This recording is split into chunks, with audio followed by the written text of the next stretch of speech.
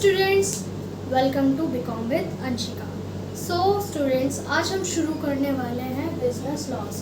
तो business laws में ये 4 यूनिट्स हैं जो हम पढ़ने वाले हैं। तो आज हम फर्स्ट यूनिट से स्टार्ट करते हैं।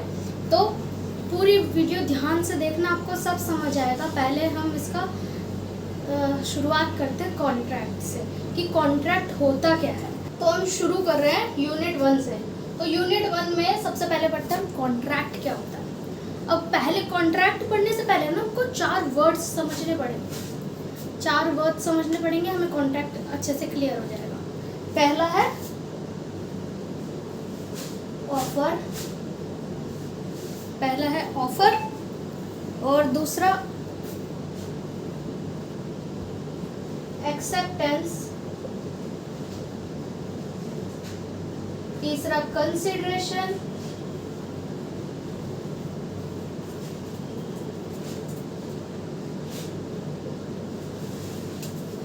चौथा है एनफोर्सिएबल बाय लॉ, एनफोर्सिएबल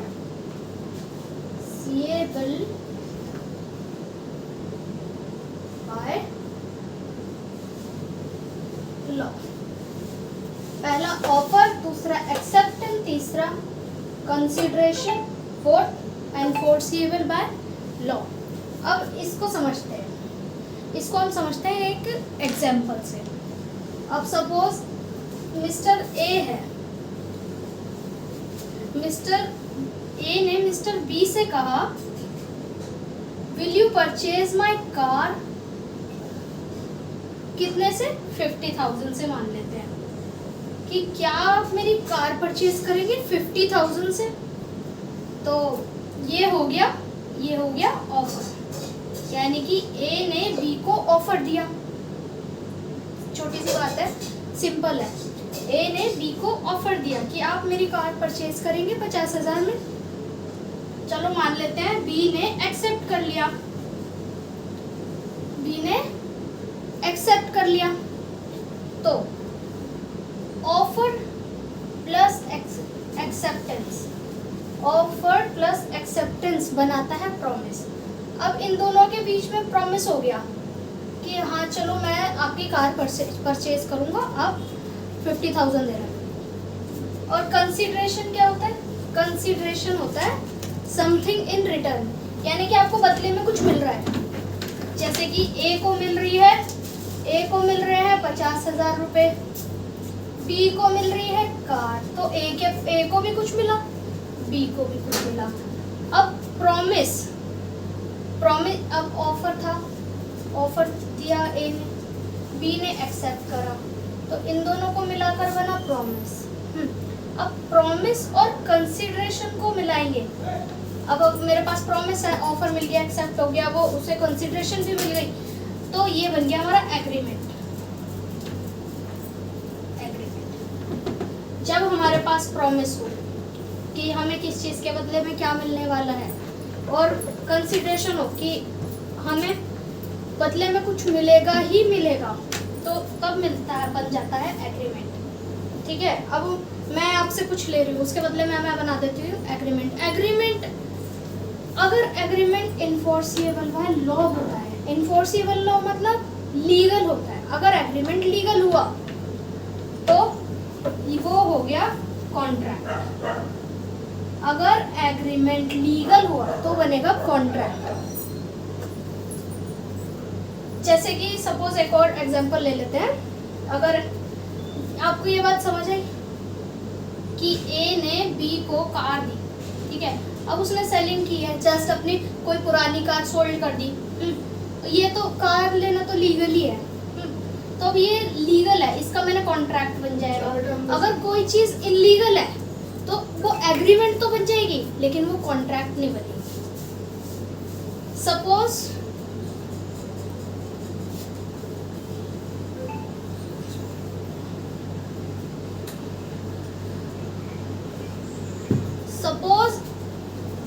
एक एग्जांपल देती हूँ।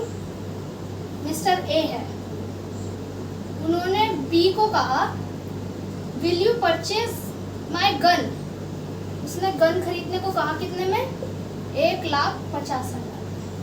ठीक है, ए ने ऑफर दिया बी को, ऑफर हो गया, ठीक है। बी ने एक्सेप्ट भी कर लिया, एक्सेप्टेंस हो गया। तो ऑफर और एक्सेप्टेंस मिलके क्या बनाता है? प्रॉमिस। इन दोनों के बीच में बन गया प्रॉमिस, इन दोनों के बीच में प्रॉमिस फॉर्म हो गया, ठीक है। अब इसके बदले अब इनमें होगी कंसीडरेशन। कंसीडरेशन क्या होता है? मैंने आपको बताया, कंसीडरेशन मतलब बदले में कुछ मिलना। अब ए को मिलेंगे 1.5 लाख रुपए, बी को मिलेगी गन, ठीक है। लेकिन अब ये प्रॉमिस और कंसीडरेशन मिलके क्या बनाया? प्रॉमिस और कंसीडरेशन ने मिलके बनाया एग्रीमेंट। प्रॉमिस और कंसीडरेशन मिले तो फॉर्म हुआ एग्रीमेंट, ठीक है। लेकिन अब बात हो रही है यहाँ पे गन की। गन खरीदना बेचना ये इलीगल है, ठीक है।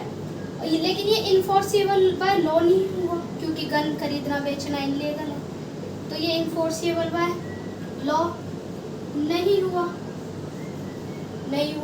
तो यहाँ तक देखा कि हमने ये एग्रीमेंट तो बन गया लेकिन कॉन्ट्रैक्ट नहीं बन पाया। अगर ये इन्फोर्सेबल बाय लॉ होता तो ये कॉन्ट्रैक्ट होता। अभी हमने देखा कि ये यहाँ से प्रॉमिस से कंसीडरेशन तक आके ये एग्रीमेंट बन गया, लेकिन ये कॉन्ट्रैक्ट नहीं बन पाया। एग्रीमेंट बन जाता है, एग्रीमेंट होता है कि एग्रीमेंट इनलीगल चीज़ों में भी होता है और लीगल चीज़ों से भी डील करता है और इनलीगल चीज़ों से भी डील करता है एग्रीमेंट।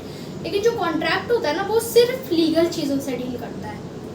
तो इतनी बात आपको समझ आई। अब हम कॉन्ट्रैक्ट को बुक की लैंग्वेज में पढ़ लेते हैं कि बुक में क्या लिखा है इसके बारे में। The term contract is defined under section 2 subsection H। ये under section 2 subsection H of the Indian Contract Act 1872 as an agreement enforceable by law। ये कहती है कि जो कॉन्ट्रैक्ट है ना, वो हमारे इंडियन कॉन्ट्रैक्ट एक्ट 1872 में सबसेक्शन 2 हमारे इंडियन कॉन्ट्रैक्ट एक्ट 1872 में अंडर सेक्शन 2 सबसेक्शन H में दिया हुआ है एज अ, इस नाम से दिया हुआ है an agreement enforceable by law.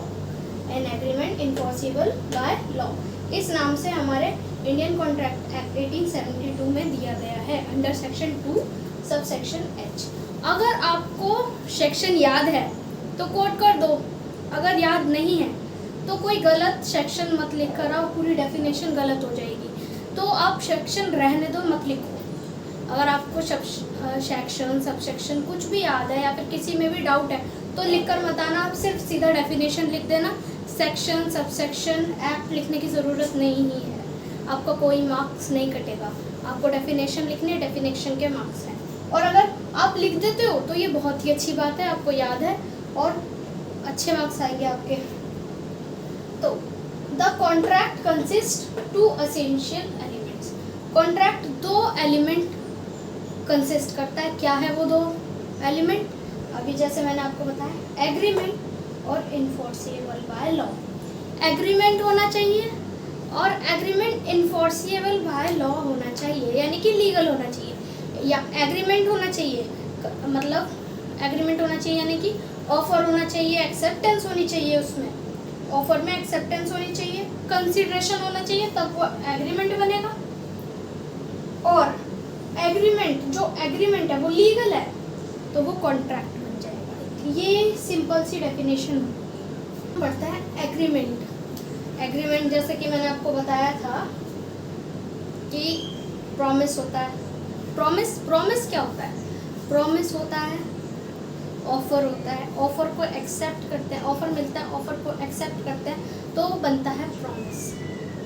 Promise bond हो जाता है, प्रॉमिस बिल्ड हो जाता है कि ऑफर दिया, उसको एक्सेप्ट कर लिया तो बन गया प्रॉमिस। और प्रॉमिस और कंसीडरेशन मिलके बनता है एग्रीमेंट। जैसे कि प्रॉमिस हो गया किसी ने मुझे ऑफर दिया, मैंने एक्सेप्ट कर लिया, ये बन गया प्रॉमिस। और इसके बदले मैंने उसको पैसे दिए और उसके बदले मुझे वो चीज़ मिली, तो ये हो गया कंसीडरेशन। प्रॉमिस और कंसीडरेशन जब होता है तब बनता है एग्रीमेंट। यही बात इसमें लिखी है, ये मैं पढ़ के बता देती हूँ। The term agreement given in section 2 subsection E of the act. The act is defined as the every promise and every set of promises forming the consideration for each other. ये क्या कह रहा है कि एग्रीमेंट डिफाइन है section 2 subsection E में। कोई भी प्रॉमिस या कोई भी प्रॉमिस जो कंसीडरेशन फॉर्म कर रहा हो, कोई भी प्रॉमिस जो कंसीडरेशन फॉर्म कर रहा हो दो बंदों के बीच में या दो लोगों के बीच में। To have an insight into the definition of agreement we need to understand the promise.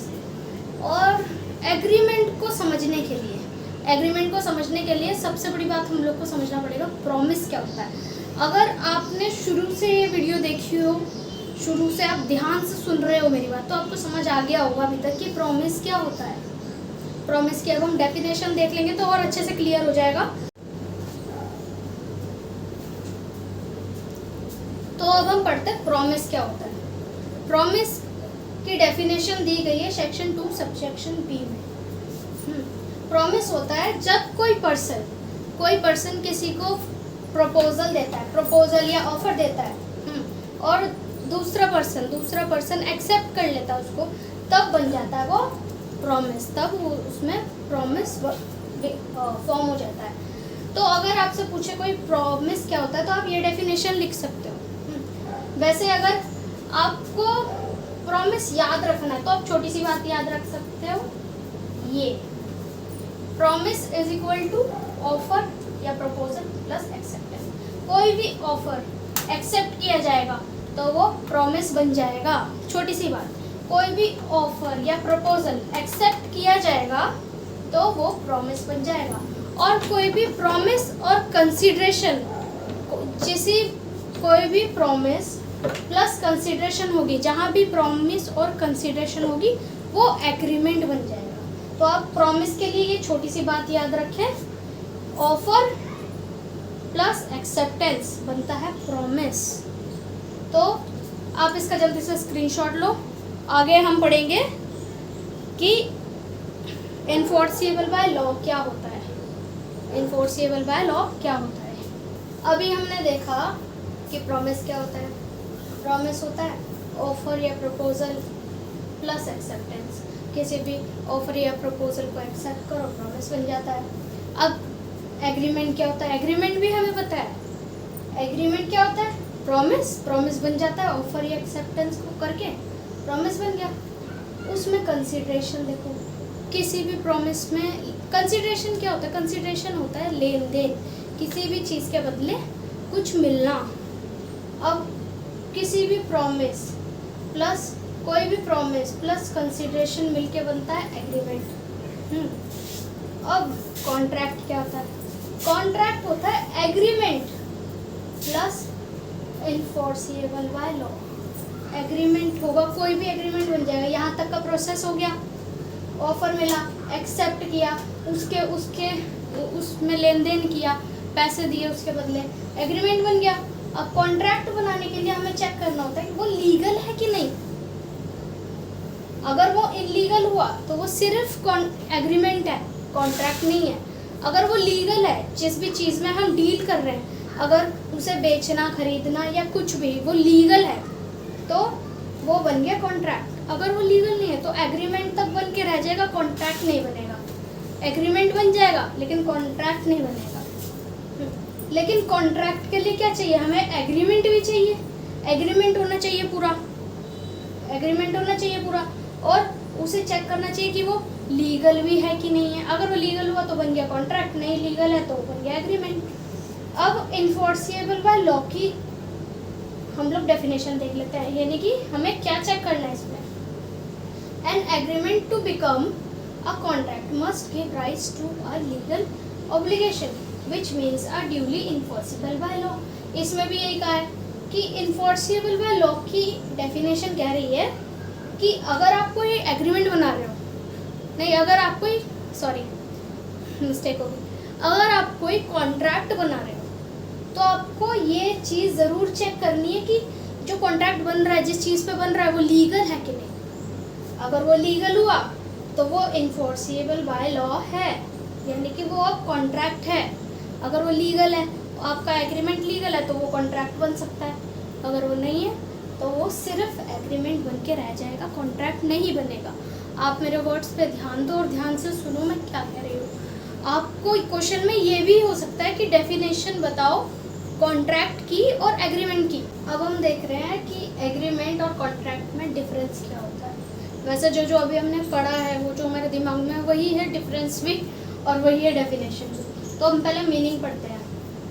Agreement का मीनिंग क्या है कि कोई भी प्रॉमिस जो कंसिडरेशन फॉर्म करता हो, every promise and every set of promise forming the consideration, it means agreement.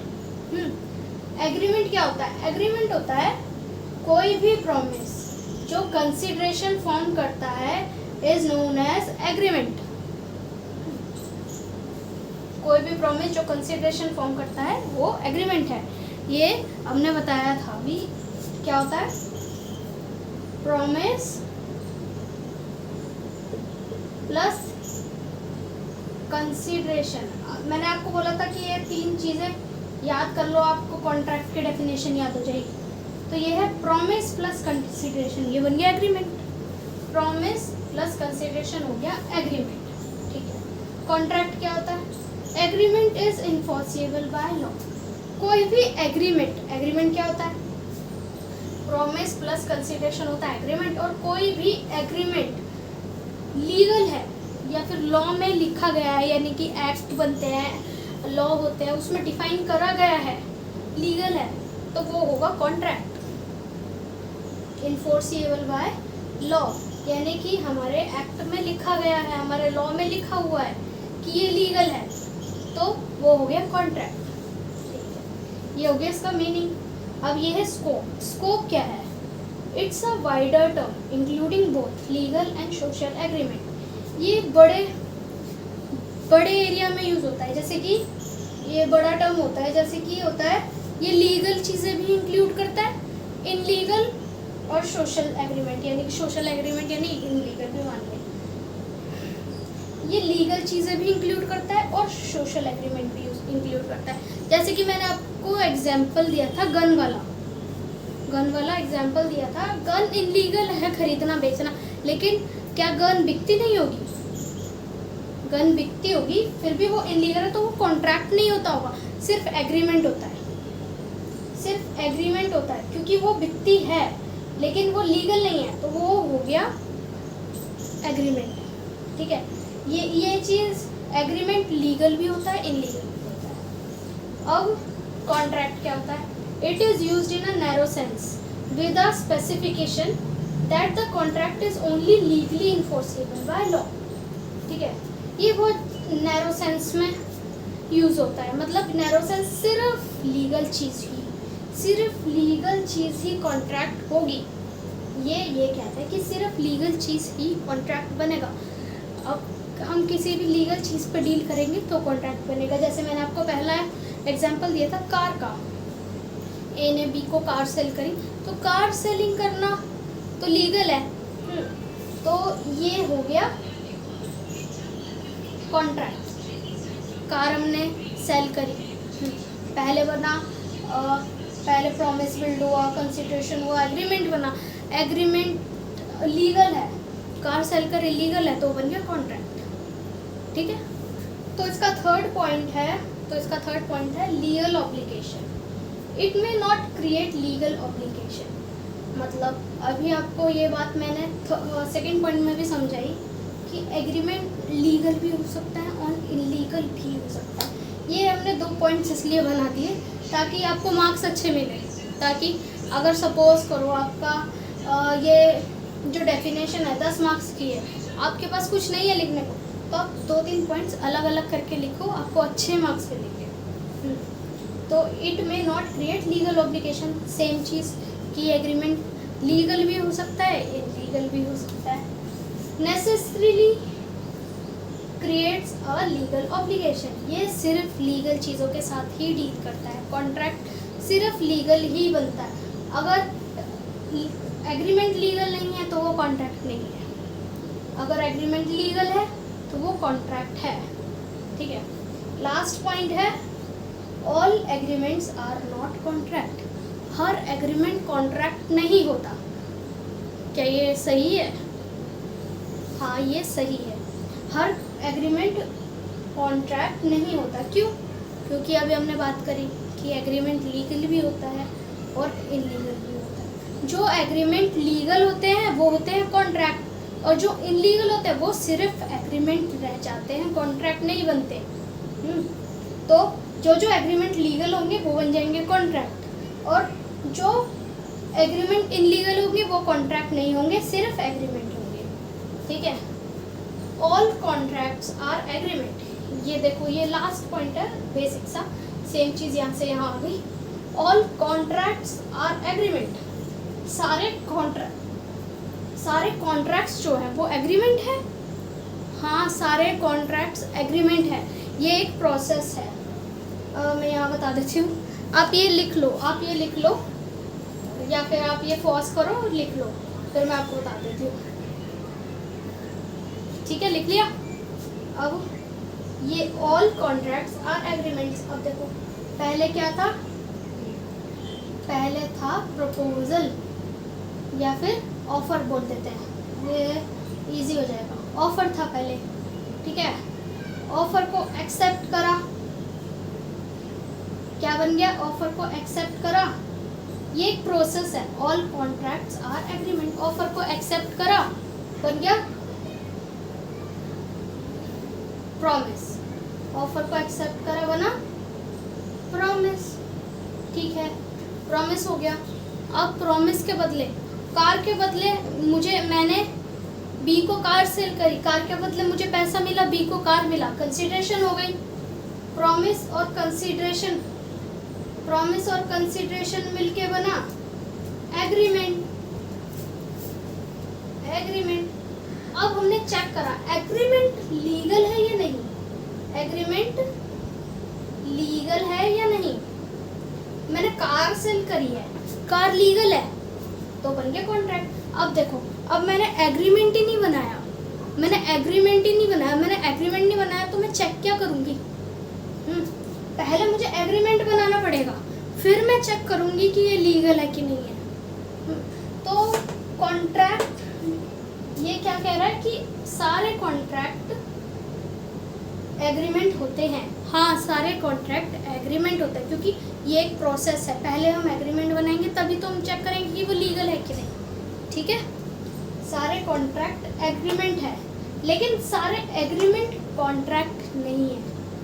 सारे कॉन्ट्रैक्ट, मैंने एग्रीमेंट बनाया, चेक करा लीगल है या नहीं है, वो बन गया कॉन्ट्रैक्ट। लीगल होगा कॉन्ट्रैक्ट होगा, और अगर लीगल नहीं होगा तो सिर्फ एग्रीमेंट होगा। ठीक है, आई होप आपको ये बात समझ आ रही हो। तो आपको क्या ध्यान रखना है, तो ये था आपका कॉन्ट्रैक्ट क्या होता है, व्हाट इज़ कॉन्ट्रैक्ट। मैंने आपको पूरा अच्छे से डिटेल में समझाया है, काश आपको समझ आ गया हो। फिर भी मैं लास्ट एक बार और आपको बता देती हूँ कि कॉन्ट्रैक्ट क्या होता है, ताकि आप भूलो ना। और अगर आपका एग्ज़ाम में आ जाता है व्हाट इज़ कॉन्ट्रैक्ट, तो अभी आपने जो शुरू से एंड तक जो लिखा है ना, आप वो लिख कर आओ, आपको आराम से 10 मार्क्स मिलेंगे। तो क्या था?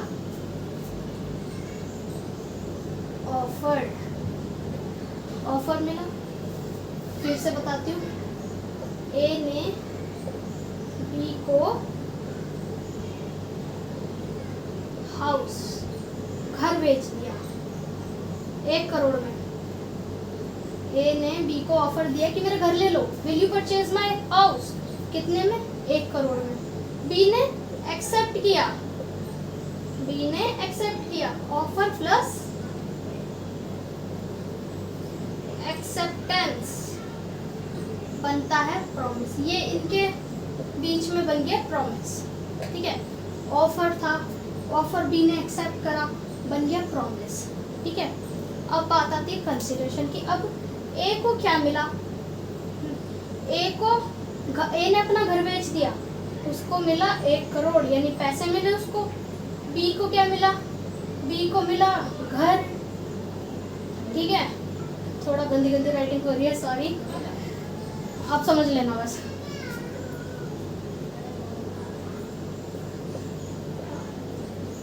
बी को मेरा घर, ठीक है। ये इनके बीच में क्या हुई, कंसिडरेशन फॉर्म हुआ।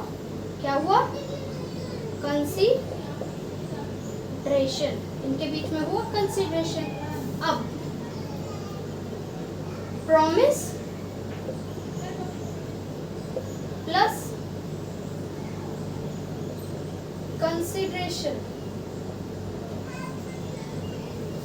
इन दोनों ने मिलकर क्या बनाया, एग्रीमेंट,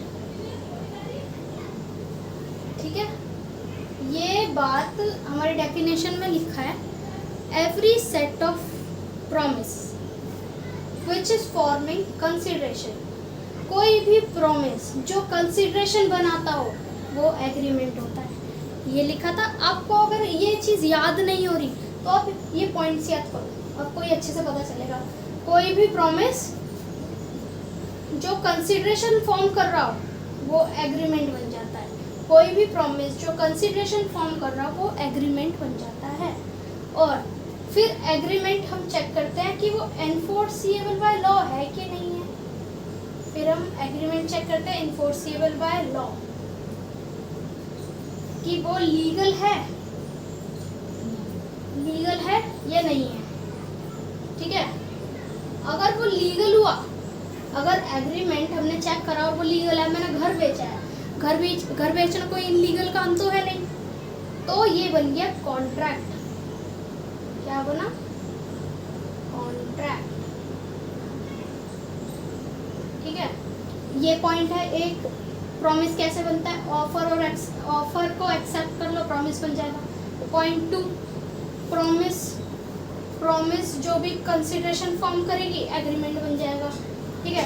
अब agreement plus enforceable by law, ये हम चेक करेंगे तो कॉन्ट्रैक्ट बन जाएगा।